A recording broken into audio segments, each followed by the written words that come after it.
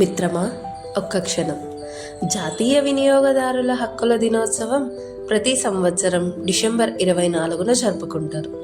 వినియోగదారుడు అంటే కేవలం కొనుగోలుదారు కాదు, అతనికి హక్కులు ఉన్న ఒక బాధ్యత గల పౌరుడు. న్యాయమైన వస్తువులు పొందే హక్కు, సరైన సమాచారం తెలుసుకునే హక్కు, ఎంపిక చేసుకునే స్వేచ్ఛ, అన్యాయం జరిగితే ఫిర్యాదు చేసే హక్కు, ఇవి అన్నీ వినియోగదారుల మౌలిక హక్కులు. మోసం జరిగితే మౌనంగా ఉండకూడదు, బిల్లు తప్పనిసరిగా తీసుకోవాలి. నకిలీ ఉత్పత్తులను తిరస్కరించాలి. జాగ్రత్త గల వినియోగదారుడే శక్తివంతమైన సమాజానికి పునాది.